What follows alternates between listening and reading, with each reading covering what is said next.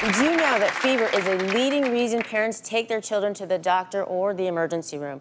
Joining Dr. Sears and me to discuss the common missteps parents often make is pediatrician Alana Levine. It's so great to be here. You know, when my children are sick and not feeling well, I worry about them. Yeah. I get concerned. It's normal. And in fact, a new survey from Pfizer found that many parents feel anxious. They feel fearful, helpless when their child has a fever. And the most important thing I want to tell them and tell everybody is the first thing you need to do is be calm. The goal of treating your child's fever is really just to make them feel more comfortable and to bring them relief. Yeah, exactly, because they're going to be more likely to eat and drink if they're comfortable. Exactly. You know, let me show you guys what happens in the body when you have a fever. I'm going to go over to our magic wall. Now, the normal body temperature is about 98.6, so we're going to get the temperature gauge up to about there. That's the average normal body temperature. Now, if your body gets an infection, like a virus, it starts to fight that infection, and the immune system revs up, and actually the temperature goes up. And when it reaches 100.4, we call that a fever. Now, it's probably going to go higher, 102, 103, even 104, or higher than that, but that's normal. That's the body fighting the infection. And when the infection starts to get better, your temperature starts to come down back to 98.6. Hooray. It is so important to remember that fever is the body's normal response to infections. It's absolutely normal, but they can also be dangerous. So here are some instances when you would need to be concerned about your child's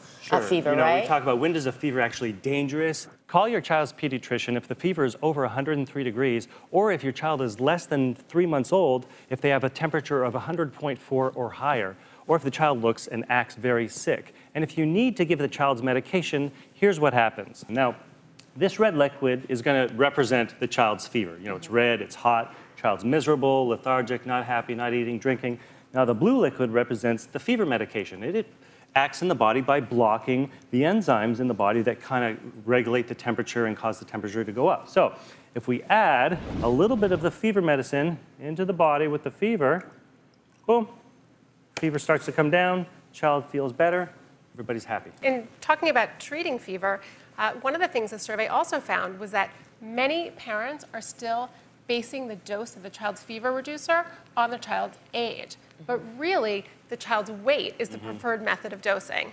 You also want to be sure that you have children's medications in the house and that you're not just giving them your own adult medication at a lower dose, which is very tempting. That's a big no-no. Exactly, unless it's been specifically recommended by a physician.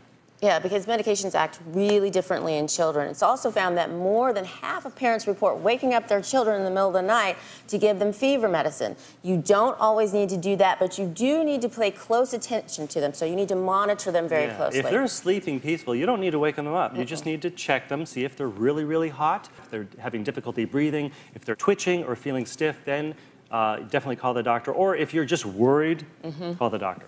That's right. It's so important that children get the rest they need when they're not feeling well. I've partnered with Children's Advil, and what I like about it is that it contains ibuprofen, which can last up to 8 hours with just one dose, so children can really get rest that they need when they're not feeling well. Get a whole night's sleep, hopefully. Exactly.